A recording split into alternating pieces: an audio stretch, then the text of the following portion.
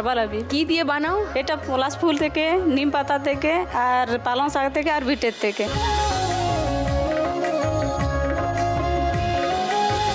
আচ্ছা, আসবো, আমি দেখতে চাই তোমার এই আবিরগুলো।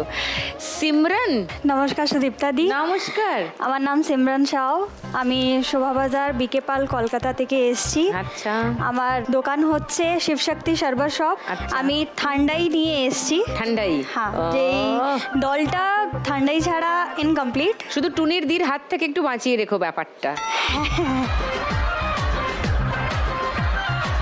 ঠান্ডাই খাবো না আমরা আজকে, টেস্ট করবো না? একদম একদম। হ্যাঁ, সন্ধেবেলা যদি ঠিক আছে, সব চলে, দোলের আবহাওয়ায় সব চলে। চলো খেলা শুরু করি ফার্স্ট রাউন্ডের আজকের খেলা, টাকার খনি। ডলির কাছে আরেকবার আসি। নিজে কি সুন্দর পলাশ ফুলের গয়না পরে একেবারে নন্দিনী লাগছে, রক্তকরবীর নন্দিনী। ধন্যবাদ, আপনাকে তার থেকে সুন্দর লাগছে।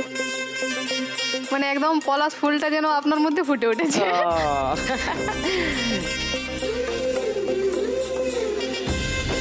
তুমি মালা নিজেই তৈরি করো? হ্যাঁ দিদি। করে বিক্রি করো?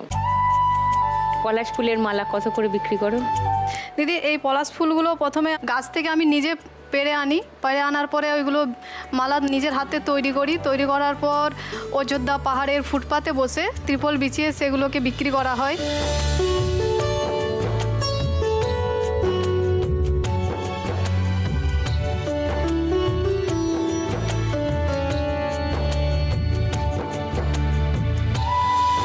ওই সময় তো টুরিস্ট অনেক বেশি থাকে। হ্যাঁ, এই সময়টাতে অনেক শহর tourist। থেকে সব ওদিকে চলে যায়। হ্যাঁ, আর এগুলো যদি দেখা যায় খুব অল্প দামের মধ্যে বিক্রি হয়, 30 টাকা থেকে শুরু হয়, 60 টাকায় শেষ, তার বাড়তি মানে দাম রাখা যায় না এগুলোর।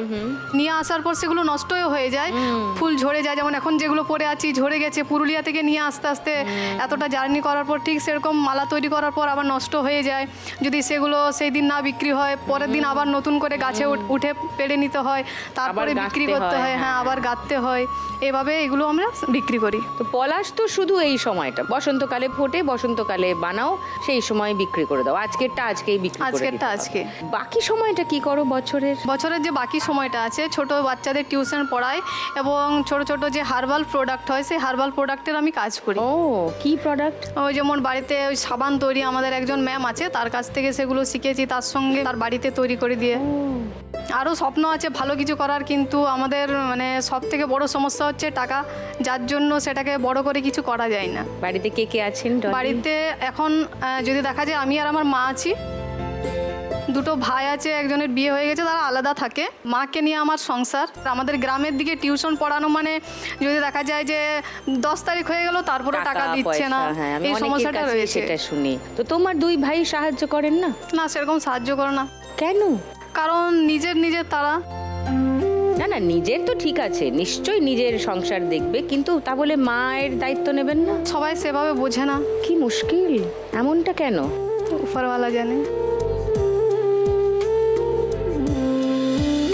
তোমার নিজের পরিবার বানানোর ইচ্ছা নেই?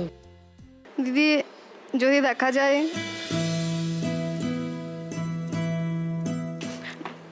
স্বপ্ন তো আছে দিদি অনেক কিছু, কিন্তু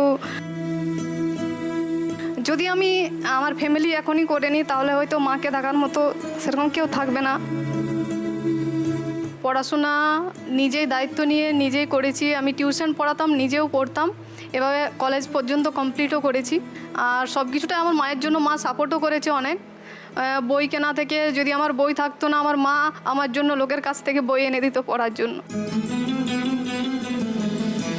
এবং আমি চাই নিজের পায়ে দাঁড়াবো, তারপর আমি যেন নিজে মায়ের দায়িত্ব নিজে নিতে পারি এবং বলতে পারি যে আমার সমস্ত কিছু দিয়ে আমি আমার মাকে দেখছি, কেউ যেন মানে সেটাকে বাধা দিতে না পারে।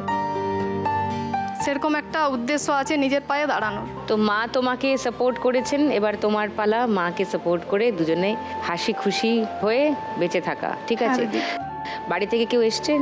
বাড়ি থেকে আমার নিজের ভাই, মা তো বয়স্ক আসতে পারেনি, ভাই দুজন আসেনি, মামার ছেলে আসছে। ও, নমস্কার। তুমি যদি আজকে 1 লাখ টাকা জিতে যাও ডলি, কি করবে? প্রথমত আমার একটা স্বপ্ন আছে যে আমি নিজের একটা দোকান করব।